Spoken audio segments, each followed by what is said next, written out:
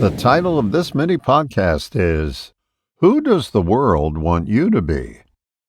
You know, if you had to sum it up in just a couple of words, the answer might be this: outside in.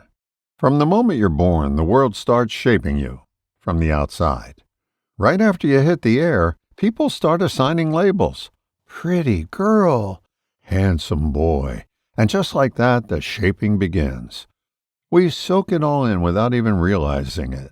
Beliefs, preferences, habits, even prejudices, handed down like old clothes. And it doesn't stop there.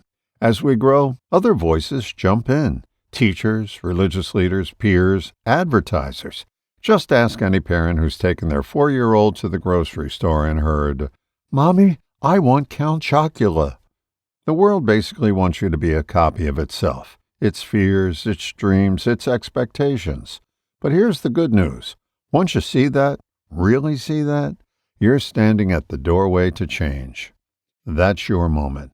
The moment you get to choose, who do I want to be? Now, crossing that threshold, it's not easy. You're going to bump up against a lot of habits you've been carrying around for years. Like that famous line from The Godfather Part 3, awful movie. Just when I thought I was out, they pull me back in. So how do you break free? You interrupt yourself. Not later. In the moment. When you catch yourself falling into an old pattern, you pause.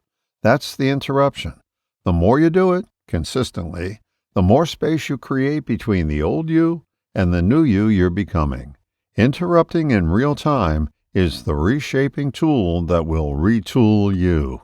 It reminds me of something from my Navy days. In basic training, we were issued boots made from the cheapest leather you can imagine.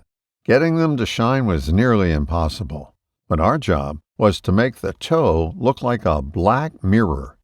The method? Spit shining. You'd rub polish on, dip a cloth in water, make tiny circles over and over and over. Eventually, you'd get a little shiny spot about the size of a dime. Then you'd keep going until the whole toe gleamed. It takes patience, repetition, commitment. If you don't stick to your stick-to-itiveness, you're stuck with your old behaviors. But every time you catch yourself and make a different choice, you put a wedge between stimulus and reaction. That's progress. And in that space between the two, something new starts to grow. I promise you, this works. You just have to work at it. If you want more on this, I wrote a whole book about it. Interruption, the magic key to lasting change.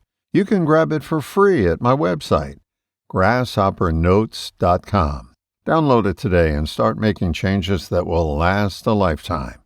A new world is just an interruption away. All the best, John.